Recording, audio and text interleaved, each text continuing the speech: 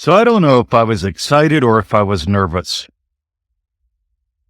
but I didn't notice what I didn't notice. And you're going to love this memory that I have of me and my dad. I would have been 16, maybe 17 at the time. It's 41 years ago. Feels like yesterday. And it's a lesson that keeps giving to me. My name is Mr. 2020. You are listening to the Power of Imagination podcast. If you get gold today, feel free to like it. Feel free to share it. Feel free to leave a comment.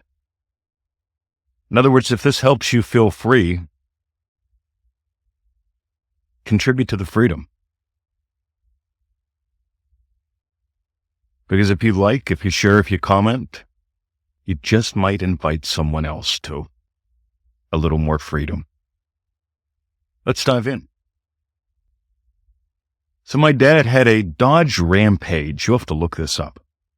It didn't go over all that well in the U.S. I think they only made them for 3 years. It was like a car truck combined. And in Australia, we call them utes. And they're really popular here. They never really took off in the U.S. And so my dad had this ute. And it was a standard. It was a 5-speed, had a 4-cylinder engine.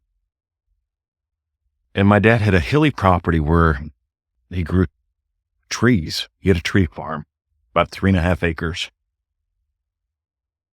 And he decided to teach me how to drive a stick shift, a manual transmission. Susie Q's mom was already teaching me how to drive her Mercury Montego. It was big and it was an automatic. My dad was teaching me how to drive a stick, and I'm thankful every day for that. But I don't know if I was excited. I don't know if I was nervous. But I depressed the clutch and I put it in first gear and I eased the clutch out and it jerked around and stalled. I did it again. I depressed the clutch. Well, I turned the engine back on. I used the key. I'm not one of those silly people that tries to push the car when I could drive the car, but I digress. Some people just love force and push. Look at me. Look how hard I push. I'd rather clock how much play you have. You know about my secret agenda: more playtime, more playmates. That's why I do what I do. I see so much serious in the world, and serious to me seems to be struggle, but I digress. Ready? So I restarted his Dodge Rampage, right? Depressed the clutch, turned the engine on, put it in first gear, tried to pull out, jerked, stall. At the end of 3 of those, my heart's beating. And my dad's looking at me and he goes, "Would you like some help?" And I said, "Yeah, Dad, I don't know what I'm doing. What am I missing here?" And he said, "You left the handbrake on." I didn't know I had a handbrake on. He noticed. And I'm telling you what, all these years later, I still remember his kindness. I still remember his guidance. And I realize that's how most of us live our lives most of the time. We don't know what we don't know. We don't notice what we don't notice.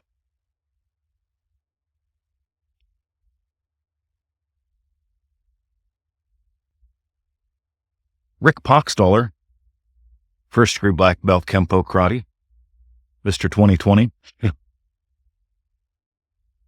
supremely dedicated, insane yellow belt. I could throw a sidekick. At a yellow belt, I was throwing a sidekick pretty damn good. It was Rick and Gary. Gary was this massively fat black guy. It was Rick and Gary who taught me how to use a sidekick. Because I didn't know what I didn't know, and I didn't notice what I didn't notice. And Gary was big and fat, and I thought, all right, I can take this guy. I was young and getting fit, even though I was only a yellow belt. I thought, all right. Yeah, Gary learned me a thing or two. In love. So did squinty-eyed Rick.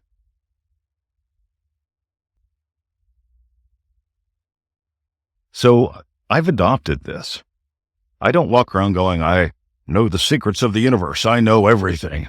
I'm the master of disaster. Right? I go around, and inside I go, I don't know what I don't know, and I don't notice what I don't notice. And I invite. I invite masters to show up. I invite mentors to show up. And I explore heaps. And I think this is really important to your quality of life, to your quality of manifesting.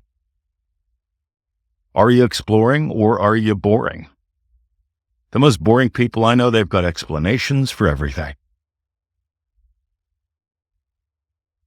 If they're into politics, they'll drive it back to Trump or Biden. If they're into religion, they'll drive it back to religion. If they're into victimhood, my God, they can drive it back to anything and everyone outside of themselves. So they always have an explanation as to why not and why not now, and why they can't. The word can is a permissive verb. You get to give yourself permission. And most people won't do that. They're the passenger. They don't realize they're actually the pilot. They're waiting for permission.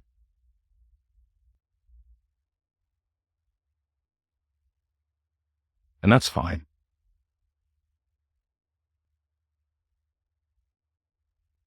So I invite you to stop being boring and do some exploring. Anywhere and everywhere in life. If you want to join in our exploration, I invited 3 people to join Remarkable.com today.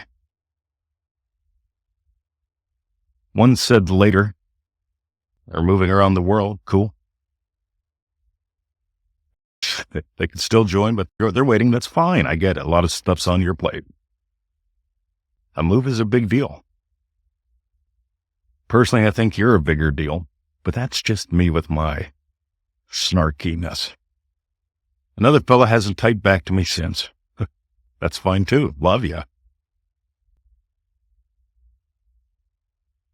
And the third sent me back some dots. I love dots. In other words, they're going between no and more, please. No meaning no. All right, I've got a rational reason why not. And I'm going to ration out my experience. Why not? Slow seems safe, doesn't it? That's why a lot of people take jobs. It's slow, 40 hours a week for 40 years. It's safe, guaranteed paycheck, kinda. We've seen, oh, that's a myth over the years, but I seem to digress.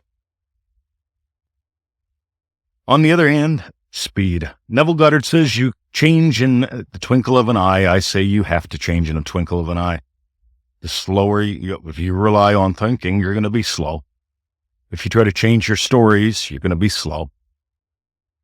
You can change states in the twinkle of an eye. And that's what exploring is about.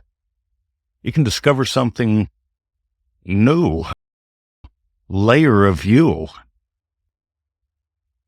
in the twinkle of an eye. Seems to me you're more like an onion than a potato. Multi-layered. Yeah, I make myself cry sometimes.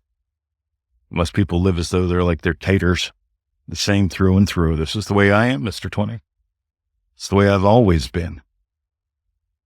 See, they're denying the mystery that they are by buying the history that they seem to have been. And history is always rewritten by the victors. Have you noticed that? And it also gets rewritten by the victims. In other words, you can dance.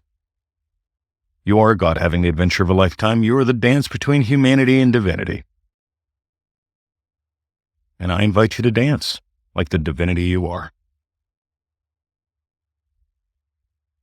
Because you don't notice what you don't notice, and you don't know what you don't know. And if you're willing to do some exploring, I can promise you, from what I can tell, I'm never boring.